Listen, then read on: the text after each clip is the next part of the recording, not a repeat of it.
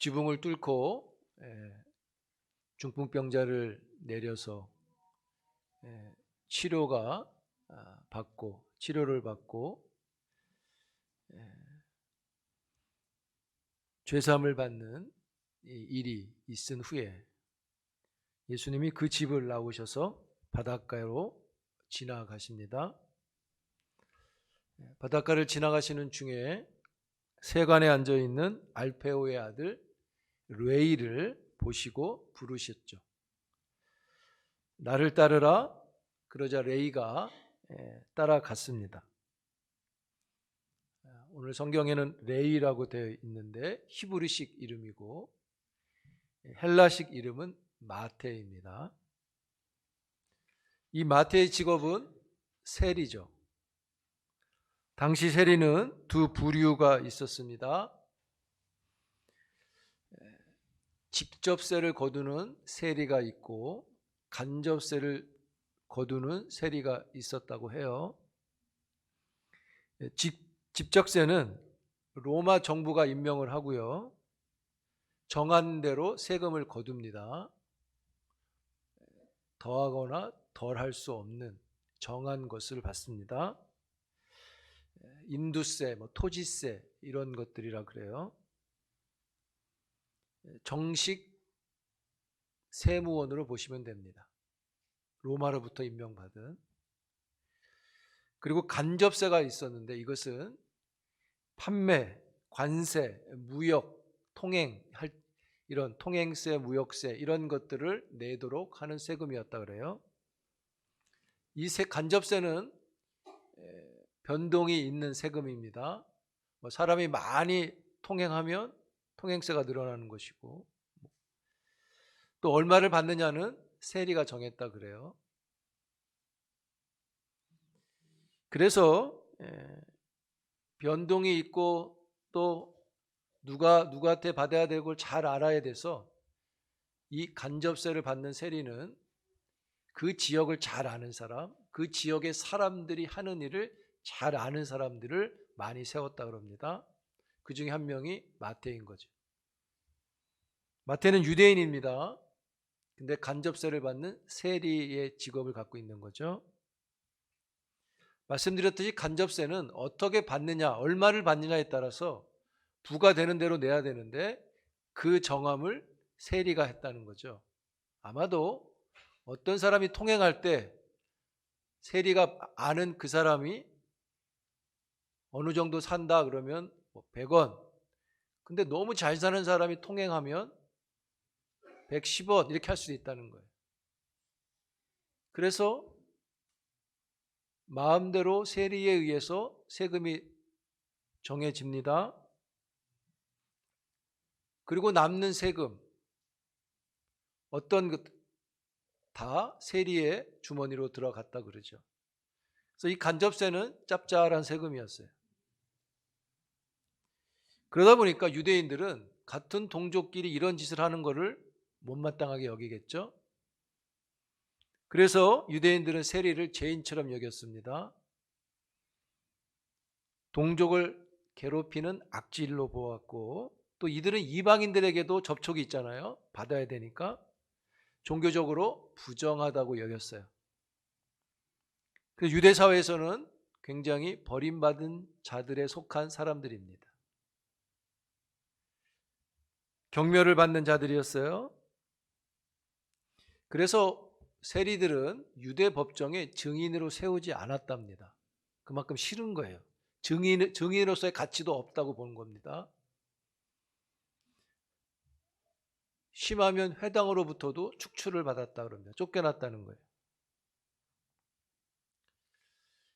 그러한 세리를 나를 따르라 이렇게 부르셨어요.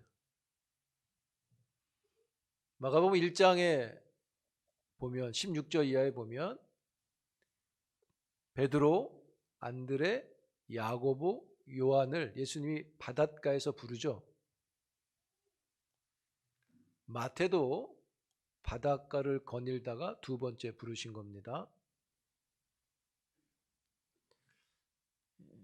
오늘 본문은 이 마태를 향한 예수님을 소개하는데 이렇게 소개했습니다. 14절에 보시면 그를 보시고. 지금 예수님이 누구를 보고 있다는 얘기죠? 마태를, 세간에 앉아있는 마태를 보는 겁니다. 세리를 보고 있는데, 세리가 누굽니까? 유대인 입장에서는 부정한 사람이죠. 그러니까 예수님이 지금 부정한 사람을 보고 있는 겁니다. 세금을 폭리하는 악질인데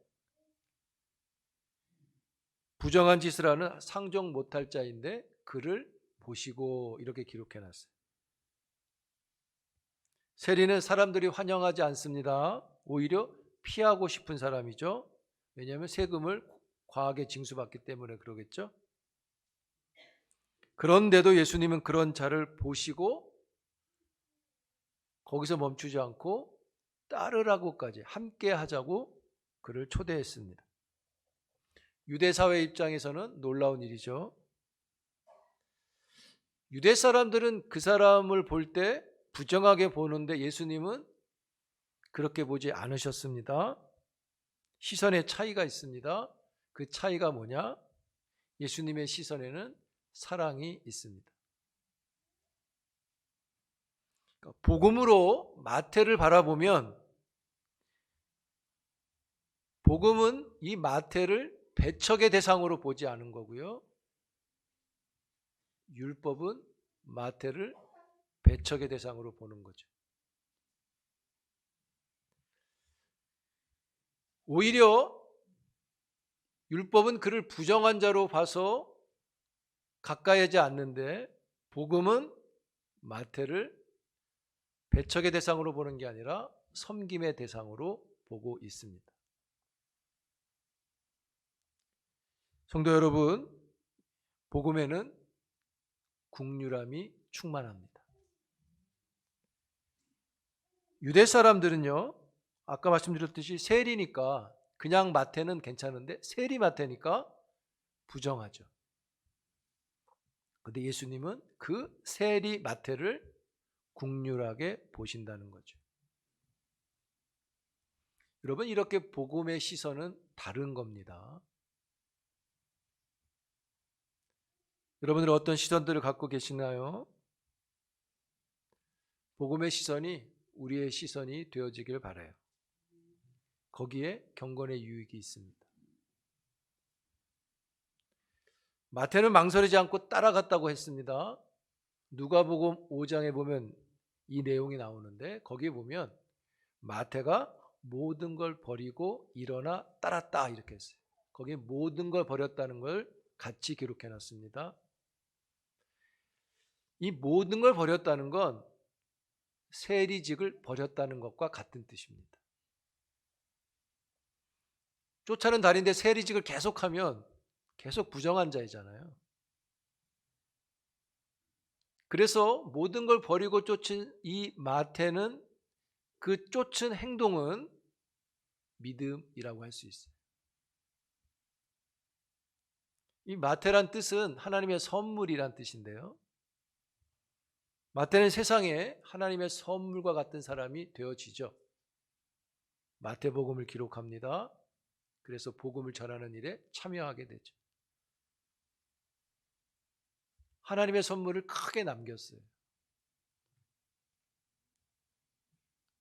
사랑하는 성도 여러분, 이 일이 어떻게 가능합니까? 예수님이 그를 보시고 부르셨기 때문인 거죠. 죄인과 세리를 부르는 이 하나님의 나라는 차별이 없습니다. 그래서 여러분, 예수님에게는요, 블랙리스트가 없습니다. 하나님의 나라는 국률과 섬김의 나라입니다. 예수님은 이 경계를 넘어서시는데요. 예수님이 그들과 식탁 교제를 하십니다. 그러자 바리새인들이 와서 묻습니다. 바리새인에 속한 서기관들이 물어요. 너희 선생은 어찌하여 그러느냐? 왜 죄인과 세리와 떡을 먹냐 이런 말이죠. 너희 선생은 죄 사하는 권세가 있다고 조금 전에 해놓고 중풍병자가 이렇게 했잖아요. 죄 사하는 권세가 있다고 해놓고 오히려 돌아서 죄를 짓고 있느냐 이런 말을 하는 것과 같아요. 맞다 그러네요. 그렇게 물으니까 예수님이 대답하십니다. 17절에 뭐라 그랬냐면 건강한 자에게는 의사가 쓸데없고 병든 자에게 쓸데있느니라. 나는 의를 부르러 온 것이 아니라 죄인을 부르러 왔노라. 여기서 건강한 자는요, 회개할 게 없다고 여기는 의인을 가리킵니다. 본문에서는 바리새인의 서기관들이에요. 그럼 병든 자는 누구냐?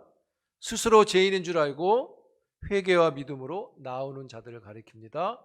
본문에선 죄인들과 세리들을 가리키죠. 지금 떡을 떼고 있는 그 죄인과 세리들이.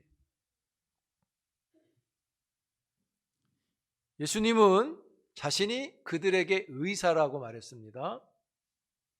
즉 여호와 라파, 치료자라고 말씀하시죠.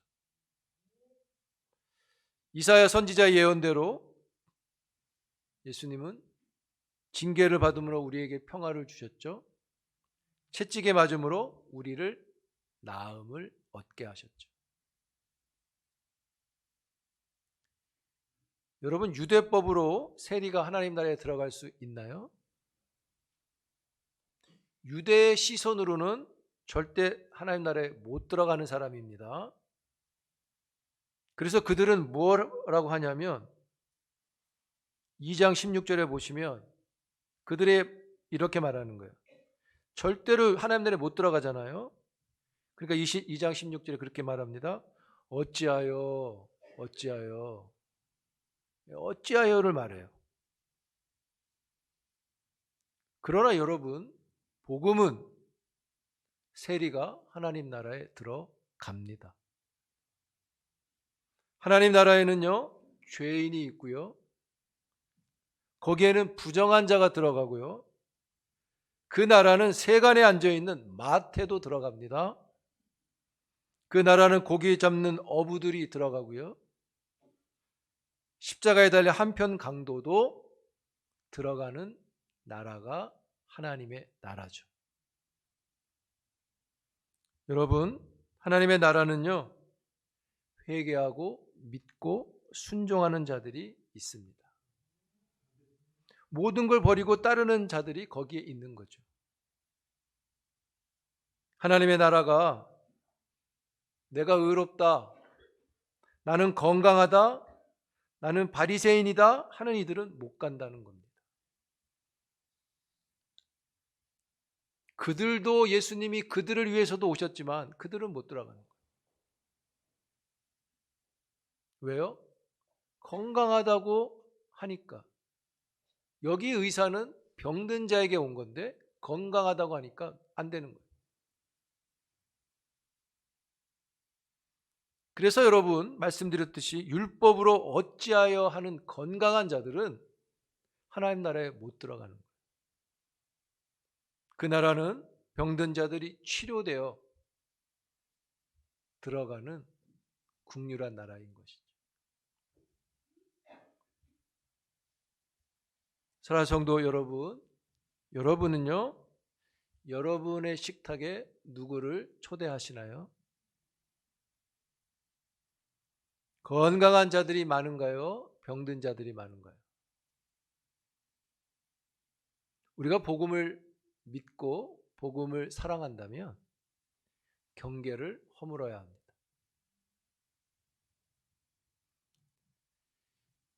국률한 마음이 필요하죠. 국률한 마음을 가진 게 복음인 거예요. 그리고 그걸 겸손이라고 하는 거예요. 죄인과 세리를 향한 태도가 우리들에게 있다면 그건 우리들에게 믿음이라고 말할 수 있는 것입니다. 근데 우리도 건강한 자만 찾으려고 하죠.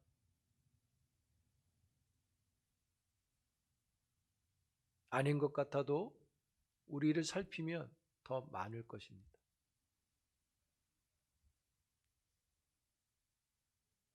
왜냐하면 우리가 하나님의 나라의 큰 능력을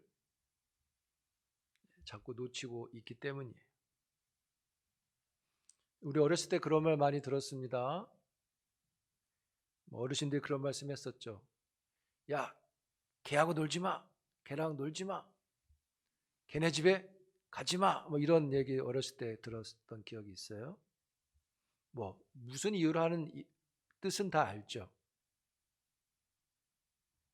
그러나 복음으로 볼 때 하나님의 나라는 그 말이 이해되지 않습니다.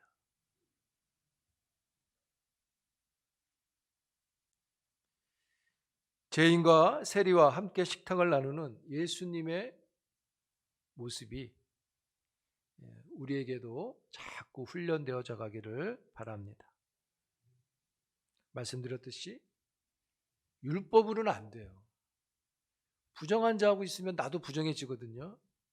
그래서 성경은 율법은 부정한 자를 진 밖에 내쫓으시라 그러잖아요. 진 밖에 있게 해라. 근데 여러분 복음은 그 사람을 진 안으로 불러 드립니다.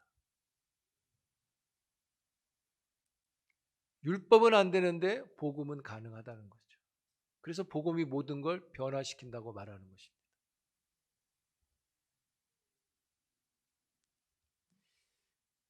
사랑하는 성도 여러분,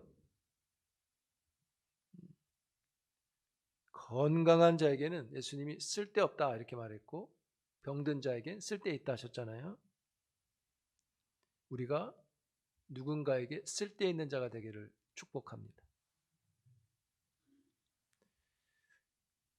저리 가라 하는 자 말고 어찌하여 라고 하는 자 말고 함께 하자고 부를 수 있는 하나님 나라의 사람이 되자는 것이죠. 그러기 위해서 국률한 마음이 필요합니다. 예수님처럼 불쌍히 여기는 마음이 필요해요. 여러분 저기 불쌍한 사람이 있는데 가가지고 내가 너 불쌍한 건 아는데 너 왜 그렇게 했냐? 이게 불쌍히 여기는 겁니까? 불쌍한 자를 고치려고 하는 거지. 네? 우리가 그런단 말입니다. 거기에는 어떤 건견의 유익이 없어요. 역사도 없어요. 생명도 없는 것이죠. 다음 주에 보겠지만 예수님이 그런 말씀 하시잖아요. 3장에서. 선을 행하는 게 맞냐? 악을 행하는 게 맞냐? 안식일 날. 사랑하는 성도 여러분, 우리 안에 복음의 큰 능력이 있기를 축복합니다. 국률한 마음을 갖는 것이고 불쌍히 여기는 마음을 갖는 것이고 그것은 함께하자고 부르는 것입니다.